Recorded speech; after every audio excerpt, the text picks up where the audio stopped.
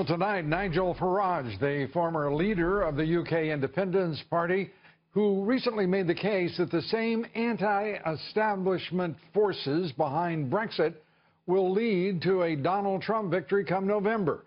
Farage telling Reuters, quote, "I think Brexit is the first kickback against the establishment. It's not a British event. It's not a European event. It's a global event. I think it has implications for every Western democracy. In the case of America, absolutely." We're delighted to have with us tonight the former leader of the UK Independence Party, member of the European Parliament, Nigel Farage. Nigel, great of you to be with us. And let's start with Brexit itself and what we are witnessing. All of the savants and gurus who you slayed without too much trouble proved again wrong as they can be. We are seeing the UK economy moving ahead, strengthening, even as the European economy is listless at best. You know, here we are. We're 3 months on. We've had restaurant figures, hotel figures, industrial production figures, every indicator. Actually, the UK economy is growing healthily, whilst, as you say, where the real problems are on this side of the pond are within the Eurozone, where things are going very badly. The Republican Party elites, most of them are in favor of the status quo because that's where they're invested and where they retail best. The Democratic Party itself is absolutely committed to a status quo that is of its making, and the presidential candidate, Mrs. Hillary Clinton, obviously one of the architects of what is a disastrous status quo in this country.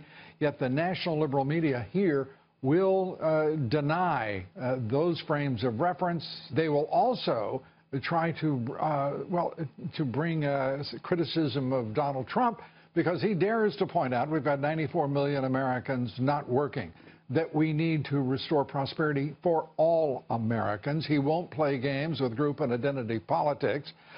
You have to be just, your mind has to boggle a bit at what you're witnessing across the pond.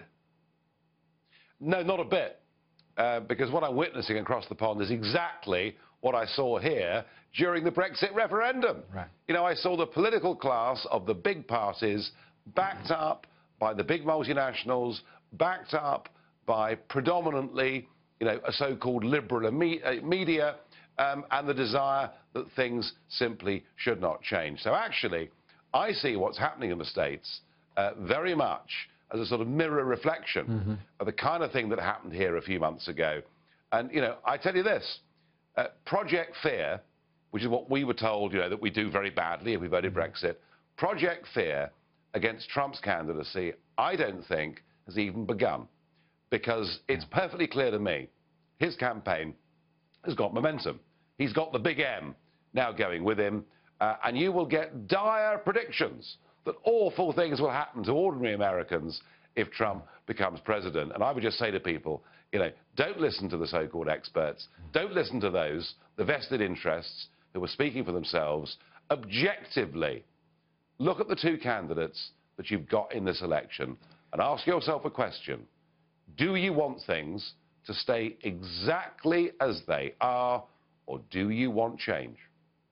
And that is exactly as Donald Trump is framing it. It is a contest between globalism and the consequences of this globalism, this particular brand of globalism, or do you want to have a country, Americanism, in place with capitalism driving a prosperous future? I've got to ask you, you caught Mrs. Clinton's attention when Donald Trump introduced you. I haven't heard your assessment of her as a candidate. Well, I was always told that it was a very good thing in life to be judged by your enemies. And if Mrs. Clinton is now my avowed, sworn enemy, I must be getting something right. Look, she represents so much that has gone wrong over the course of the last couple of decades.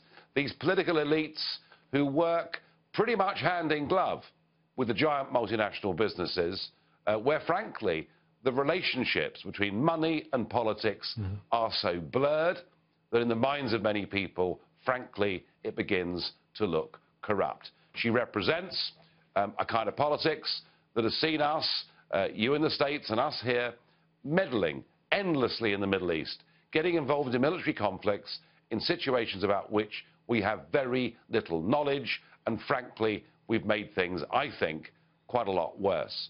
And she represents a kind of privileged elite that pretends at election time that it represents ordinary folk and their aspirations, but actually is about self. So I think that Hillary Clinton is a truly awful candidate, and frankly, I think the worst I've ever seen in the States. And if she were to win this presidency, all the same bad old things would just continue.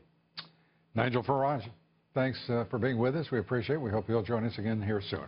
Thank you. Thank you.